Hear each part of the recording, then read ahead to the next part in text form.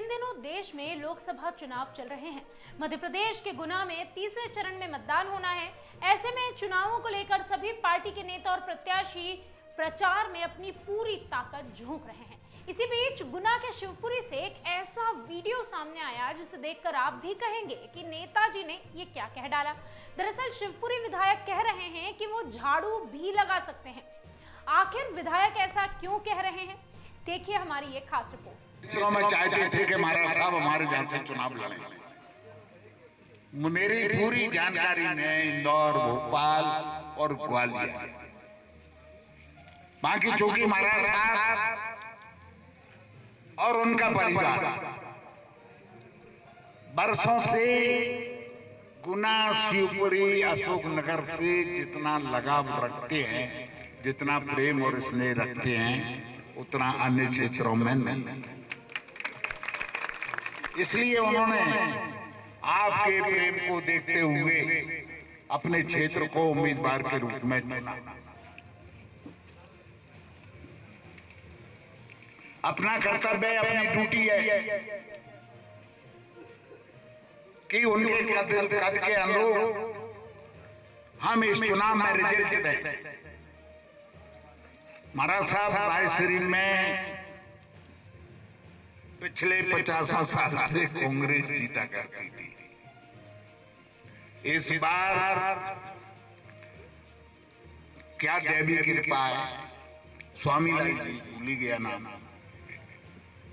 Congress BJP कुछ थी नहीं विधानसभा चुनाव में पूरे गांव। अब उसमें भी बढ़ोतरी करना है बाबूलाल जी, उसमें बढ़ोतरी। कांग्रेस के कितने वोट निकले थे जी बताओ? 150 यदि वोट निकले थे तो 150 को घटा के 25 कर दो। कांग्रेस के वोट 25 से ज्यादा निकलना नहीं चाहिए। सच्चा समर्थक हम सिद्ध रायश्री वाले महाराज के सामने जब ही सच्चे सिद्ध होंगे जब 25। अपना स्वार्थ भी है महाराज साहब से, स्वार्थ हर व्यक्ति स्वार्थ, मेरा स्वार्थ है। मैं तुम्हारी सेवा तो पूरी कर दूंगा, तुम कहोगे गांव में झाड़ू लगा दूंगा। बाकी जो बड़े काम हैं, अभी 3 दिन पहले आए थे, जब भी बिजली की बात हुई कहीं खम्भे भी गड़ना, ट्रांसफार्मर में बदल बात बना, बाकी नई लाइन गड़ना है। माने कोई भी यदि बड़ा काम है तो बड़ा काम तो महाराज साहब ही करवा पाएंगे। देवेंद्र जैन आपकी सेवा करेगा, देवेंद्र जैन आपके छोटे काम करेगा। अपन को यदि बड़ा काम करना है, एक प्रपोजल है हमारी कूनो नदी पे बनने वाले डैम, कूने नदी पर जो डैम बनने वाले हैं, आप अच्छी तरह समझ लो। पूरा पेपर्स भी है मेरे पास, समय सीमा बता नहीं सकता। 5 साल से 10 साल के भीतर हमारी विधानसभा के शिवपुरी ग्रामीण का एक गांव ऐसा नहीं बचेगा जिसमें पाइपलाइन या नहर के द्वारा सिंचाई ना की जाए। ये है शिवपुरी विधायक देवेंद्र जैन, जो ज्योतिरादित्य सिंधिया के लिए चुनाव प्रचार कर रहे हैं। प्रचार करते हुए एक जनसभा में शिवपुरी विधायक ने अनोखे अंदाज में सिंधिया के लिए वोट मांगे। जैन ने कहा कि मैं आपके लिए झाड़ू लगाने को भी तैयार हूं, लेकिन बड़े काम कराने हैं तो महाराज को अच्छे वोट से जिताना होगा।